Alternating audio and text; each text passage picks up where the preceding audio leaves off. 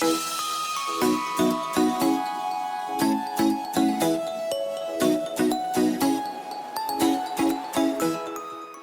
my dear students, I hope you all are doing well. In our lecture 1, we discussed about physical properties of metals and non-metals. Now, in this lecture, we will discuss about chemical properties of metals and non-metals. As I told you in the previous lecture, हम क्या करेंगे इसको divide करते हुए एक kind of difference create करते हुए चलेंगे ताकि दोनों की केमिकल प्रॉपर्टीज हम साथ साथ लेकर चले।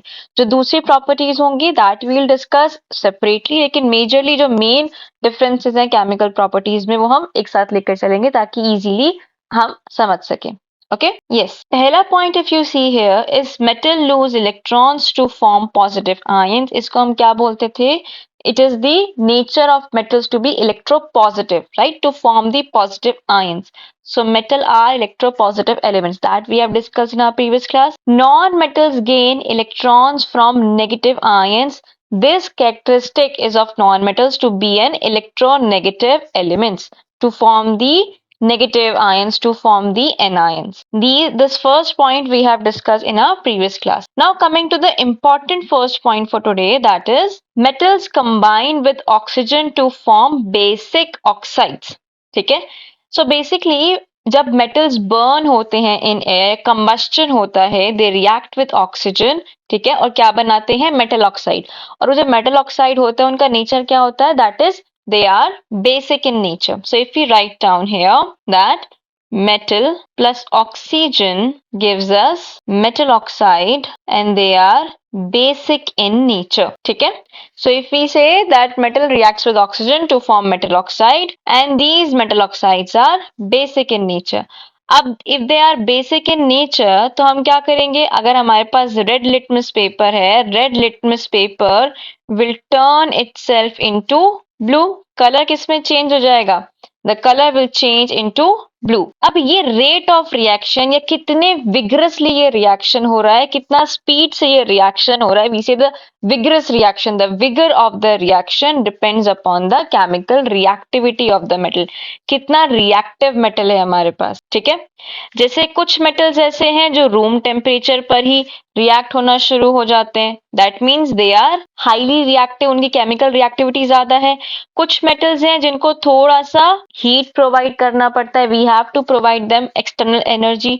और कुछ इतने ज्यादा स्टेबल होते हैं या इतने कम रिएक्टिव होते हैं कि बहुत स्ट्रॉन्ग हीट प्रोवाइड करने के बावजूद भी वो ऑक्सीजन से रिएक्ट नहीं करते, ठीक है.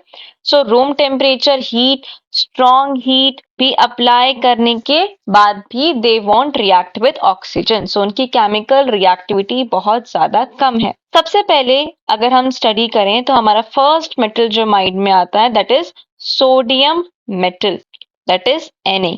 ठीक है, ये रूम टेम्परेचर पर ही रिएक्ट हो जाता है and it forms the basic oxide known as sodium oxide. तो इसकी रिएक्शन क्या रहेगी? The reaction will be Na plus O2 gives Na2O, that is sodium oxide. Sodium will be solid in nature, oxygen हमारी gaseous form में रहेगी और sodium oxide again हमको solid form में मिलेगा. If we wanted to balance it, यहाँ पर आ जाएगा 4Na, यहाँ पर आ जाएगा 2Na2O, that is sodium oxide. Clear? Then coming to next metal, that is potassium metal. अगर हम पोटेशियम मेटल की बात करते हैं, पोटेशियम मेटल सेम सोडियम की तरह ऑक्सीजन से रिएक्ट करता है एट द रूम टेम्परेचर और क्या बनाएगा? Potassium oxide. So K plus O2 gives K2O, right. Potassium oxide यहाँ पर क्या होगा? Again basic oxide. और ये जो रिएक्ट करते हैं ये बहुत ज्यादा विगरसली रिएक्ट करते हैं.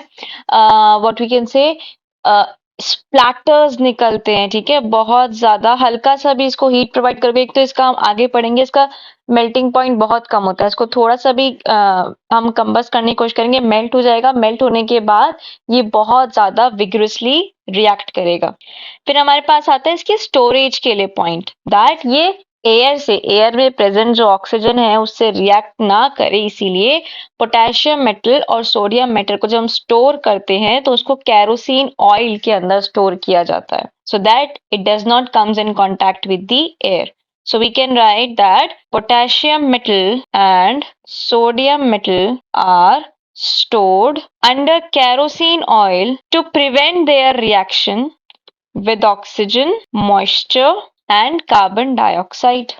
अब यहाँ से हमने क्या समझा that sodium and potassium are highly reactive metals. एक और मेटल है lithium. Lithium is also highly reactive metal. Lithium भी सोडियम पोटेशियम की तरह केरोसिन ऑयल में स्टोर करके रखा जाता है to prevent its reaction with the oxygen. Okay, now one more point that ये जो मेटल ऑक्साइड्स होते हैं these are insoluble in water. Most of the metal oxides are insoluble in water, लेकिन कुछ ऐसे मेटल ऑक्साइड्स होते हैं जो पानी में डिसॉल्व होते हैं. They form the alkalis. इसी वजह से इनका नेचर कैसा होता है, basic in nature. That's why their oxides are basic in nature, or we can say they form basic oxides.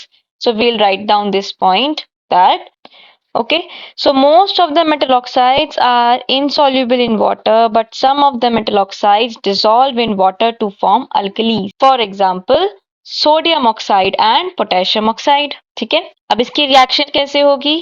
Let's say for example we have sodium oxide, right? It is solid, reacted with water in liquid form will form NaOH aqueous, right? Sodium hydroxide will be formed. Okay, अब यहाँ पर जो sodium hydroxide बना है we know this is basic in nature, a very strong base. तो यहाँ पर भी अगर हम लिटमस पेपर से चेक करेंगे तो red litmus paper will be changing its colour to blue colour, right. Same अगर हम यहाँ पर पोटेशियम के साथ करते हैं K2O plus H2O, it will give KOH, right? Potassium hydroxide. Again यहाँ पर भी red litmus paper will turn into blue litmus paper. अब यहाँ पर एग्जाम्पल अगर हम ले magnesium, let's take an example of magnesium. Magnesium room temperature पर it does not react with oxygen on room temperature, और we can say the it does not show the vigorous reaction with oxygen at room temperature. जैसे in our previous chapter chemical reactions and equations में हमने देखा था, हमने magnesium ribbon को रब किया था क्योंकि रूम टेम्परेचर पे बहुत स्लो रिएक्शन हो सकती है. देयर इज अ पॉसिबिलिटी कि आउटर सरफेस पे मैग्नीशियम ऑक्साइड की लेयर बन गई. That's why we rub it with the sand paper. इसीलिए वी से कि मैग्नीशियम मेटल की जो रिएक्शन होती है रूम टेम्परेचर पे ऑक्सीजन के साथ बहुत बहुत बहुत स्लो होती है या फिर होती ही नहीं है. So that's why we have to provide it a little bit of heating. ठीक है, so on heating magnesium metal burns in the air, और उसके बाद क्या होगा, it will give that white magnificent light, right? Intense white light, and forms the metal basic oxide, that is magnesium oxide, जिसका colour whitish होता है. magnesium ash जिसको हम बोल देते हैं.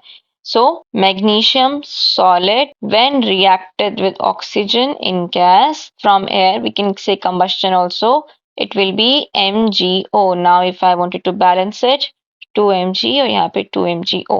Magnesium oxide which is also a basic oxide. Now अगर हम देखें यहाँ पर अभी तक पैरामीटर्स में देखें तो सोडियम, मैग्नीशियम और पोटेशियम में अभी तक कम रिएक्टिव कौन हुआ, magnesium, because we have to give it a little amount of heat. थोड़ा सा हीट देकर हमको ये रिएक्शन करवानी पड़ी.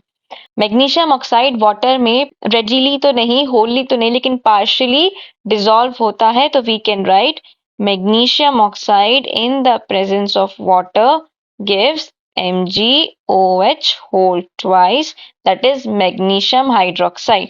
अगेन यहाँ पर क्या होगा, रेड लिटमस सॉल्यूशन या red litmus paper will turn into blue which shows that the basic nature of magnesium hydroxide. ठीक है, coming to next metal, that is aluminium metal. Now aluminium metal burns in air on heating to form aluminium oxide, right? Now if I balance it, it is 4Al3O2 and 2Al2O3. यहाँ पर जो aluminium oxide है this is amphoteric in nature. Amphoteric क्यों, क्योंकि कुछ metal oxides ऐसे होते हैं जो basic as well as acidic behaviour दिखाते हैं. We'll C.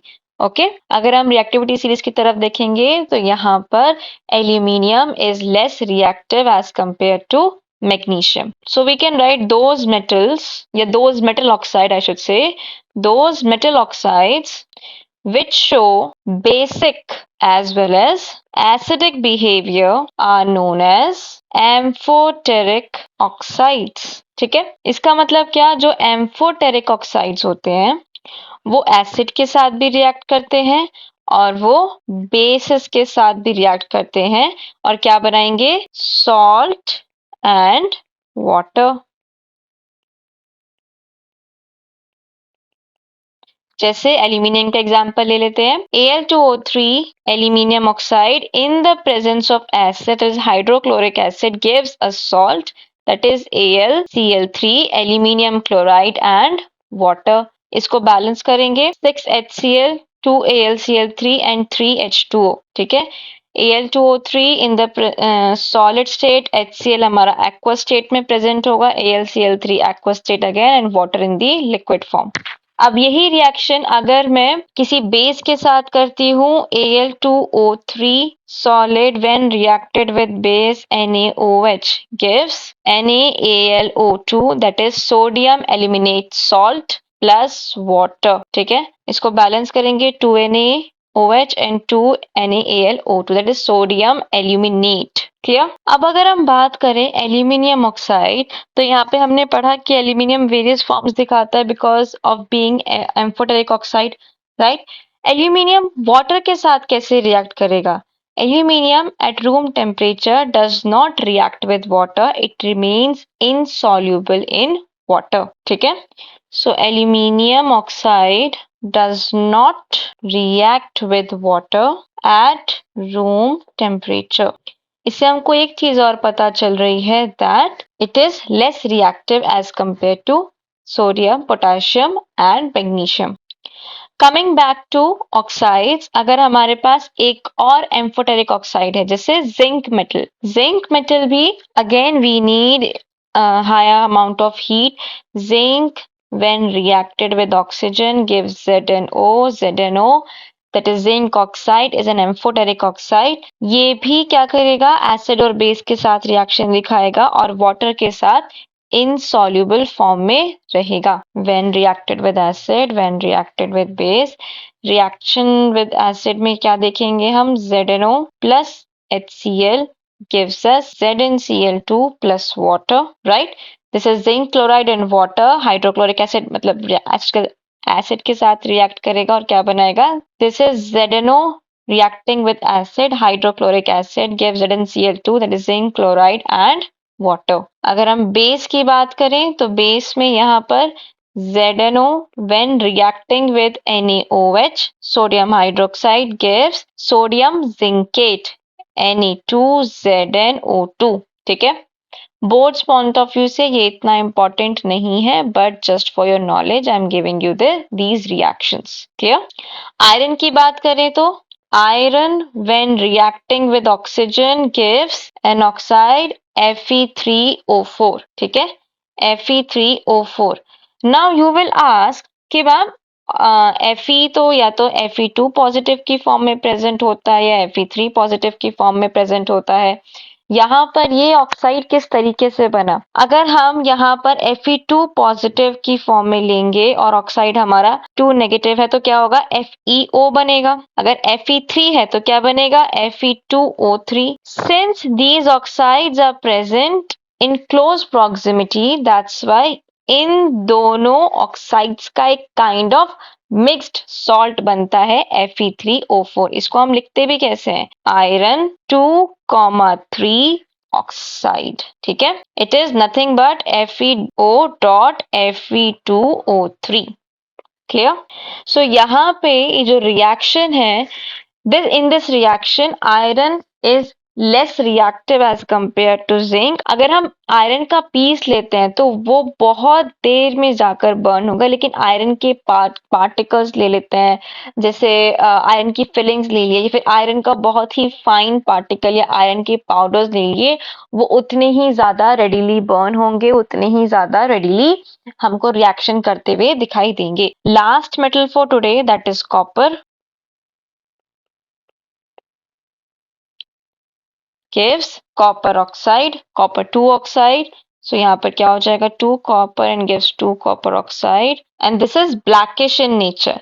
So again copper does not burn in air even on strong heating. Corrosion में इसके बारे में हम डिटेल में पढ़ेंगे. Copper reacts with the oxygen of the air on prolong heating. बहुत लंबे टाइम तक उसको हीट करते रहो और ये एक ब्लैक कलर का सब्सटेंस बनेगा जिसको हम क्या बोलते हैं कॉपर ऑक्साइड. ठीक है ओके. अब इसके बाद हमारे पास आ जाते हैं ऐसे कुछ metals like we have silver and gold which do not react with oxygen even at high temperature. So they are the least reactive among what the metals that we have studied in today's class. Okay, now we have next heading that is non-metals combined with oxygen. जब non-metals react करते हैं so they form the acidic oxides और neutral oxides. जरूरी नहीं है कि जो oxides बनेंगे वो एसिडिक ही होंगे. They can also form the neutral oxide. जैसे रिएक्टिविटी कम होती जाएगी वैसे वैसे they will start forming the neutral oxide. ठीक है. और जैसे ये एसिडिक ऑक्साइड्स हैं they will turn the blue litmus solution into the red colour. Okay let's start. एक चीज और अभी तक आपने देखा होगा मेटल में जो भी ऑक्साइड्स बने थे they were ionic salts right. Like for example हमारे पास Al2O3 था तो it was Al3 positive O2 negative and then they were forming the metallic bond and यहाँ पर क्या आ रहा था हमारे पास एक सॉल्ट बन के आ रहा था Al2O3. लेकिन नॉन मेटल्स आयनिक बॉन्ड्स नहीं बनाते हैं. नॉन मेटल कोवेलेंट बॉन्ड बनाते हैं. So these oxide the non metal oxides are covalent in nature. ठीक है. Then as we discussed they will form the acidic oxides. So the acidic oxides of non-metal dissolves in water to form acids. ठीक है. जैसे पहला example यहाँ पर हम लेंगे carbon. So when carbon reacting with oxygen gives us carbon dioxide. This carbon dioxide is the acidic oxide. ठीक है. अब ये कार्बन डाइऑक्साइड को when I am dissolving in water तो क्या बन जाएगा carbonic acid H2CO3 aqueous form में कार्बोनिक एसिड. ठीक है. Then if we talk about sulfur when react sulfur yellow colour का होता है. येलो कलर का non metal when reacting with oxygen gives us sulfur dioxide. sulfur dioxide की जो smell होती है it is first of all poisonous gas है and smells like rotten eggs. अब ये सल्फर डाइऑक्साइड को when I am adding with water and also one more thing it is acidic oxide. Carbon dioxide भी एक acidic oxide है. Sulphur dioxide भी एक acidic oxide है. When the sulfur dioxide is added with water, it gives us sulfurous acid that is H2SO3. Sulfurous acid which is acidic in nature. ठीक है. अब अगर हम लेते हैं hydrogen we discuss it is a non metal. So when hydrogen reacts with oxygen it gives a neutral oxide that is water. ठीक है. coming to phosphorus एक white phosphorus अगर हम लेते हैं तो when phosphorus reacts with oxygen it vigorously reacts with oxygen as gives us the yellow flame and forms the pentoxide that is phosphorus pentoxide. ठीक है. white phosphorus को हम पानी के अंदर स्टोर करके तो ये पानी से ये रिएक्ट नहीं करता लेकिन ऑक्सीजन से रिएक्ट करके क्या बनाता है एक तो flame it is highly inflammable. Phosphorus pentoxide flames are also seen. अब जैसे यहाँ पे हमने एक न्यूट्रल ऑक्साइड पढ़ा था that is water. We study another one that is when carbon reacted with oxygen that is insufficient air or we have limited amount of air supply. Insufficient air limited supply we can say it will form carbon monoxide which is a neutral oxide. अब अगर ये neutral oxide है इसका मतलब क्या है कि it will not turn blue litmus solution to any color. Hydrogen का we have discussed right. Coming to nitrogen also. Nitrogen के साथ भी ऐसा ही होगा. नाइट्रोजन का जो ऑक्साइड बनेगा नाइट्रोजन मोनोऑक्साइड है या फिर डाइनाइट्रोजन मोनोऑक्साइड है. Let's say for example we have nitrogen है nitrogen gas and oxygen gas so it will form nitric oxide या nitrogen monoxide. It is known as nitric oxide या फिर nitrogen monoxide. ये भी एक न्यूट्रल ऑक्साइड है. It will not change the blue litmus paper to red litmus paper. So this was about some oxides of. So here we have discussed two headings: metal combines with oxygen, non-metal combining with oxygen, basic oxide, water, how they form the basic, acidic oxides plus water, how they form the acids. So we have completed first point, second point, third point. Okay. In your next lecture, we will start with reaction with water, how the metals, metal oxide reacting with water we have studied. अब हम metals का देखेंगे कि metals किस तरीके से water के साथ react करते हैं और क्या-क्या results मिलते हैं हमको. Okay. Till then, if you have any doubt from today's lecture or any suggestions from today's lecture, you can write down in the comment section. Also, I will attach the link for my Telegram channel and Telegram group. Please join that channel. There I have added many books, question papers, important books, and many other things for your help. Have a nice day. Take care. Thank you. So students, I really hope you like this session. If you have any doubt, you can definitely ask me in the comment section, and I will also add the link for my Telegram group and channel where you will get all the required PDFs regarding your syllabus. And please do like, subscribe, share and comment. Hit the bell icon for regular updates. Have a nice day. Thank you.